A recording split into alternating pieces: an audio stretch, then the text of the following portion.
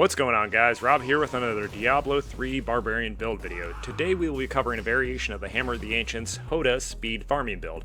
The purpose of this build is to provide an alternative speed build for players who do not want to run Whirlwind style builds. In this video I will be covering the skills, ruins, gear, stat priority, and gems for this build.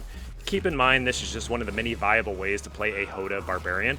I chose this variation because I feel that it has a solid balance between power, speed, survivability, as well as just being a fun alternative to playing Whirlwind. First, we will be covering the gear. We are of course using the 6-piece Immortal King set in every slot except for the weapon. For shoulders, we are using Fury of the Ancients for the Ancients Fury rune to generate resource. We will be using the Endless Walk set in our neck and ring slot for increased damage and damage reduction, as well as Convention Elements or Stone of Jordan in our second ring slot. The first weapon we will be using is Ingeome for the cooldown reduction on elite kill. This will allow us to freely spam our charge to clear large portions of the map quickly. Our second weapon is Echoing Fury.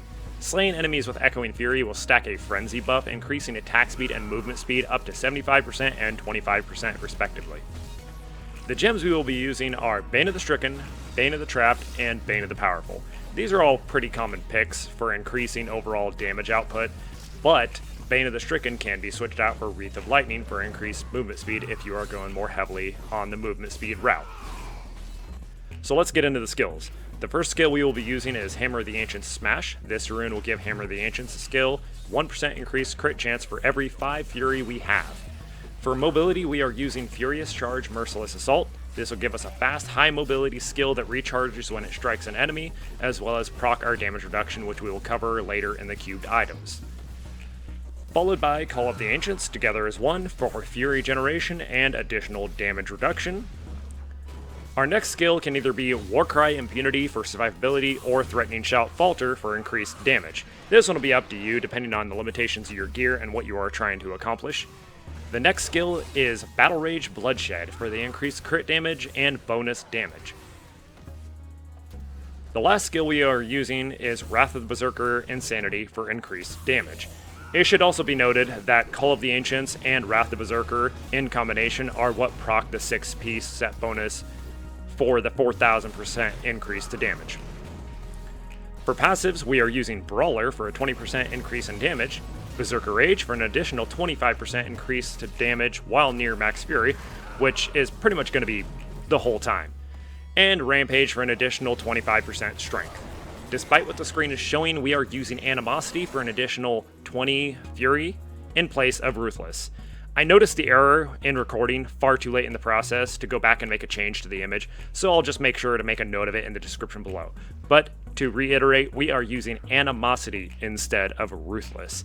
I don't know why I left that there or how it got there.